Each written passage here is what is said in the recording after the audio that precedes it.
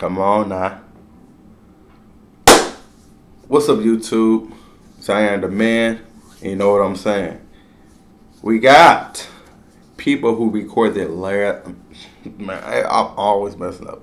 People who recorded their last moments. So, we better get straight into the video. We're about to see what happened. Alright? After I stop bluffing. Right. Yeah. Ivan Lester McGuire was a 35-year-old skydiving expert who lived in the small town of Franklinton, North Carolina.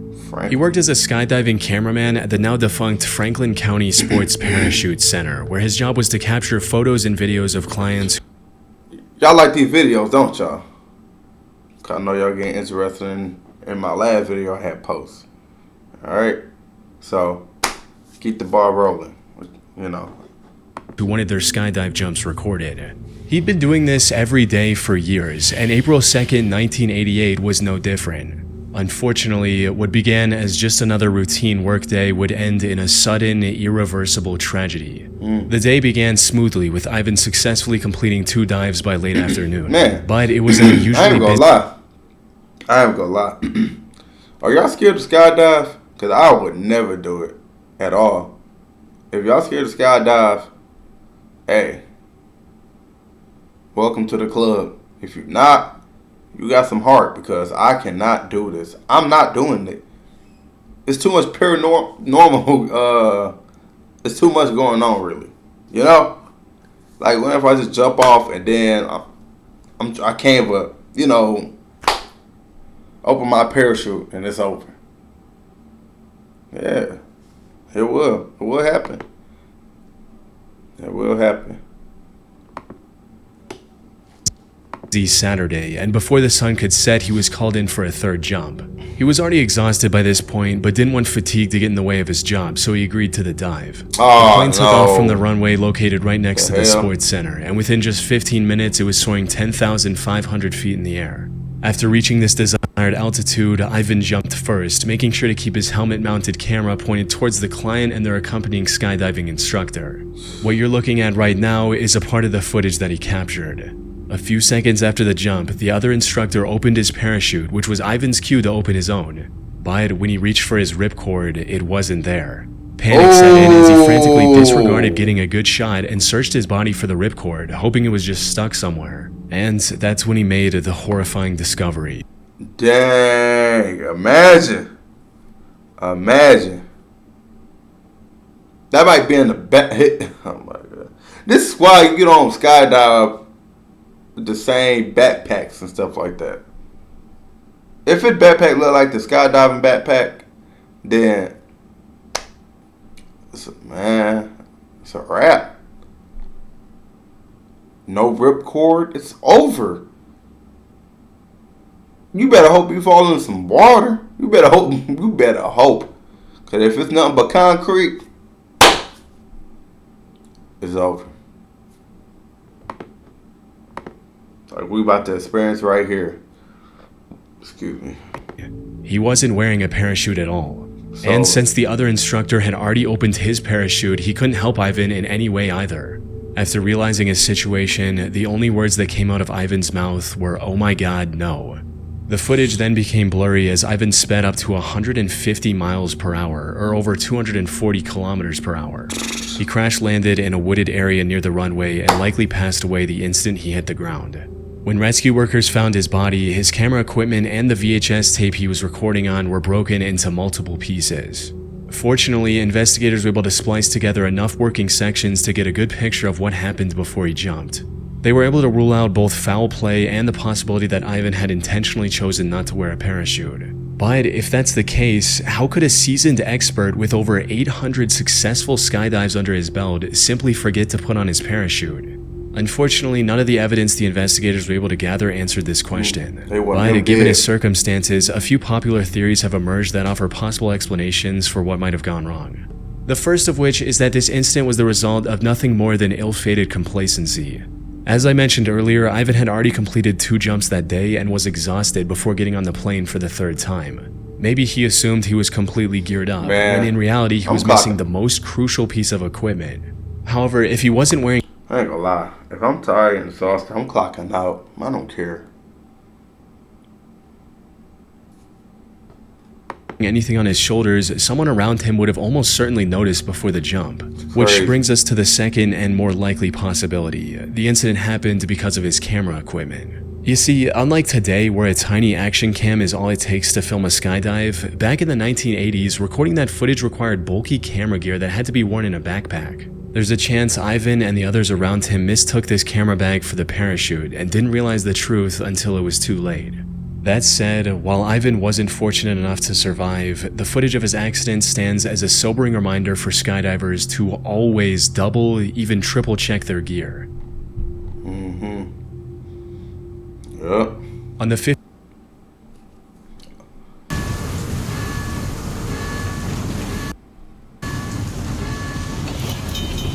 You getting paid, huh?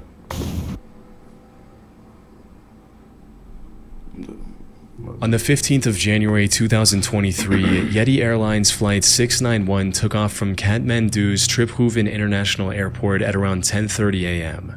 It was a domestic flight headed for the Pokhara International Airport, located roughly 124 miles or 200 kilometers west of the takeoff location. Things started off just as everyone hoped, with the plane taking off, climbing, cruising, and even descending without any issues. And as it was about to land at the Pokhara airport, one of the passengers started live streaming on Facebook from within the cabin. This passenger was a 25-year-old Indian man named Sanu Jaiswal. He was an adventurous young man who loved nothing more than exploring new places with his friends and experiencing their beauty firsthand.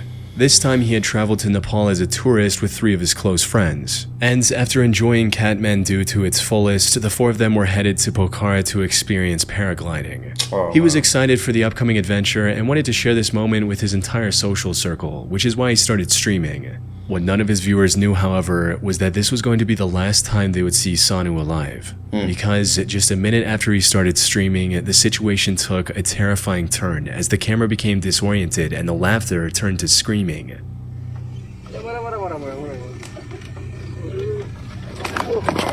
Oh, that's the plane. What followed was an extremely loud explosion. Somehow the phone stayed intact and continued streaming everything to Sanu's friends and family. But all they could see at this point was nothing short of horrific, with the entire camera feed getting covered in raging flames, and worst of all, the screaming suddenly coming to a halt. Something had gone horribly wrong, and it wasn't long before people found out exactly what. Flight 691 had somehow crashed into the riverbank a few hundred meters away from the airport. The crash also caused the remaining fuel to ignite. So by the time the rescue workers arrived on the scene, there was nothing left. The crash and the resulting fire had taken the lives of the 4 crew members and the 68 passengers. Damn. Sanu was among these casualties, as he unknowingly recorded his own final moments with no idea of the tragedy that was about to unfold. The only silver lining in this accident was that the plane barely missed the populated area right next to the river, which would have likely doubled, if not tripled, the losses. As for how things went so horribly wrong when the rest of the flight had been relatively smooth, a months-long investigation concluded that it was mostly due to human error. You see, That's why I rather drive. Think about it. You got somebody, a life in your hand, and they doing stuff like that. Hey, that's crazy. No, I'll drive myself. Shoot. Crazy, man. I wouldn't dare. the flight was originally supposed to land on runway 30, but for some unknown reason the pilot requested to land on the indirect runway 12. Now, the co-pilot, Anju Kariwada, was under training at the time, so it's possible the pilot requested the recorded. He'd been doing this every day for Hold on. That's it. Let me see.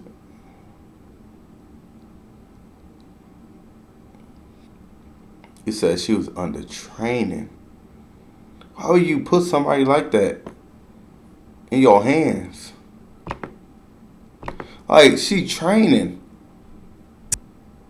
to teach her how to land at an awkward angle. Unfortunately, while the plane was turning, she misinterpreted a command and accidentally switched both engine propellers to the feathered position. This resulted in the engine stalling, the plane losing control, turning over, and crashing into the riverbank. Put simply, a single unfortunate mistake cost the lives of dozens of people and uprooted the lives of hundreds of family members. Don't put nobody right there, man. On June 16, 2013, 29-year-old Yevgeny Titov noticed a demolition happening near his work in Lipetsk, Russia. He was on his lunch break and had plenty of time to admire the work being done. So he took out his phone and started recording the demolition. Unfortunately, watching this demolition was about to become the worst decision of his life. Now, I should mention that Yevgeny was being as cautious as he could. He was standing at least twice as far from the building being destroyed as the two men in front of him. Yevgeny was also standing off to the side, since given the demolition method, the debris looked like it was going to fall towards the excavator. Tragically, that is not what happened. As the excavator pulled the wall beyond its tipping point, it detached and rotated mid-air, sending massive bricks and other debris hurling toward Yevgeny. And while the men standing nearby were nearly missed, Yevgeny wasn't so lucky. He was thrown to the ground by flying debris, with the impact leaving him critically wounded while others rushed over to help. Paramedics were called and rushed him to the hospital. Sadly, it was too late. Yevgeny had suffered multiple complex fractures, damaged organs, and serious brain trauma. He passed away shortly after reaching the hospital, leaving his wife and 3-year-old daughter behind. All because he wanted to... Yes, all because he wanted to watch the demolition. Why do you think they always tell you to get back? Or they got some tape around, just, just for y'all want to be near that site. But you wanted to show off on Instagram, whatever you doing, man. Then you cost your own life, man. It's crazy. Like all that. Watch a building being demolished from what he believed was a safe distance. No. The company in charge of the demolition was charged with criminal negligence for failing to establish an effective perimeter around the worksite, with the video Yevgeny captured serving as a crucial piece of evidence. However, no legal penalty could rewind time or erase the damage that had already been done. It's over, yeah.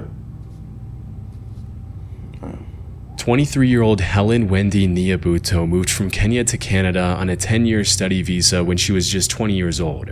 By 2022, she was close to completing her education while also working as a nurse and a personal support worker in the Toronto area. Things were going well for Helen, but things took a tragic turn in August of 2022 when a single accident wiped out everything she had worked so hard to build. She was hired as a personal support worker by someone living in the small town of Chatsworth, Ontario. She decided to rent a room in the only motel in Chatsworth to accommodate this job and started living there. The place wasn't too shabby, but the thing that caught Helen's eye was the motel's outdoor swimming pool. So on August 8, she found enough free time to go for a swim while also live streaming her experience on Facebook. She had the pool all to herself, and it was every bit as peaceful and relaxing as she'd hoped. However, just as she was starting to enjoy swimming, disaster struck. About 10 minutes after getting into the pool, she decided to swim toward the deep end. Unfortunately, just seconds after entering the deep end, she lost control and began drowning. She desperately called for help with the little air she had left. Tragically, there was no one to hear her. After struggling in the water for nearly a minute, Helen lost the fight and passed away just outside the range of her phone's camera, which continued streaming everything live on Facebook. El épico juego de acción online War Thunder viene a machacar tus aburridos días entre semana. El legendario acorazado japonés Yamato entra en... I know how to make this disappear. Her last words stating, "Let me enjoy some water," took on a much darker meaning as her live viewers waited for someone to notice Helen. However, she remained unnoticed for nearly 3 hours until 2 other guests finally arrived at the pool and made the heartbreaking discovery while the live stream was still going. But these guests couldn't even believe what they were looking at first. Why is there just a dead person in my life? I know, that scared the... I don't know what I got it. I think it's a poodle or something. That looks so realistic. I know. I got in and I was like... Damn. Like, is it somebody? Walk over there. Just walk over there. Dead? Like, what if it's actually somebody dead? Because I'm not even trolling. That looks way too real. They eventually realized the truth and immediately contacted the motel management. By the time someone checked on Helen, she was long gone. The live stream helped prove that this was nothing more than a terrible accident, though that did little to soften the blow for her family. As her father stated, "I watched the video, I cried, it's terrible." What made the tragedy even more devastating was that Helen was the sole breadwinner for her family. Without her, they couldn't even afford to bring her body. The dad watching the daughter drown, that's crazy. On her live stream.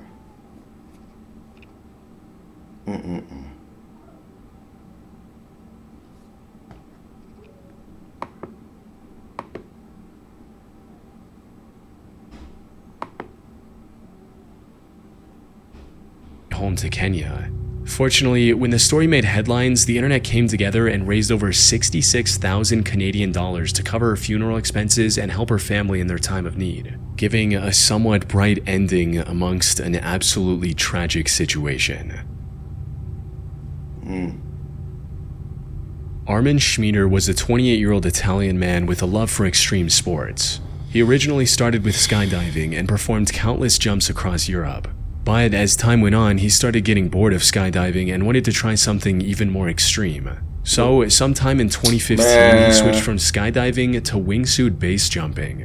Learning a brand new sport, especially one as dangerous as wingsuit base jumping, was quite risky. But Armin managed to pull through and became quite proficient at it in just 1 year.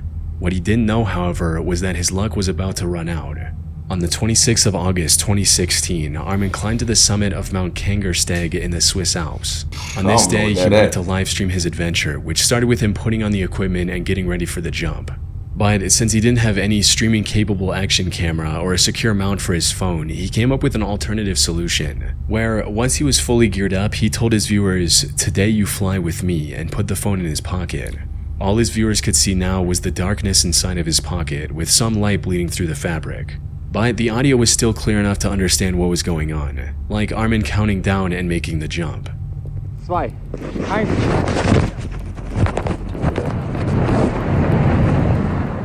Things seemed to be going as expected.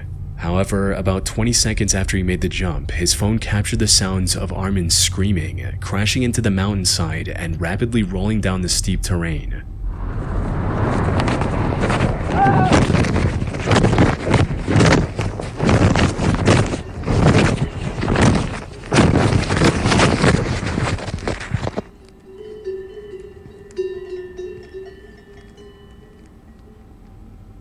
The fall ended with Armin landing in the middle of a cow pasture, now being completely silent. His viewers quickly contacted the authorities, who spent the next few hours looking for him. Unfortunately, by the time they found him, it was already too late. Armin had succumbed to his injuries and passed away. And while the Swiss authorities never released the true cause of his death, whether it was equipment failure or pilot error, at the very least, he died doing what he loved.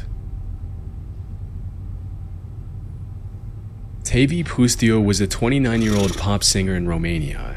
He was described as one of Romania's rising music stars and was building a bigger following with each passing year. Unfortunately, before he had the chance to make it big, his career was abruptly cut short on August 15, 2020. He was riding through the city of Ploiești in a car with his wife behind the wheel. And as they were making their way through the city, Tevye decided to live stream his travel from his phone. This stream was just him smoking, listening to music, smiling, and having plain fun. But then, a few minutes into the stream, his wife stopped the car at a crossing of sorts. She looked both ways before driving forward, only for the stream to suddenly cut off, with Tevye screaming in horror being the last thing viewers witnessed.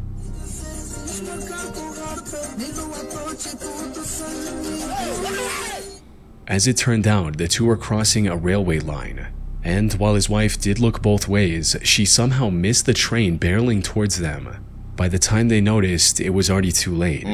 Their car was wrecked completely, resulting in Tevye tragically losing his life. What's crazy is that just a month before this crash, Tevye made a Facebook post stating, "One day, the wrong train will take you to the right destination."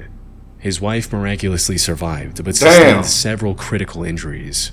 She was rushed to the hospital and put on life support, though I wasn't able to find any reports on what happened to her after that. The now tragic final memory Tevye left to his fans was him simply having fun and dancing to music. Damn. It's a good video, man. Oh man, it's crazy, man. How your life could just lose in seconds, man. So it's crazy, man. Hold on, what the hell? So yeah, I'm gonna catch y'all in the next video, man.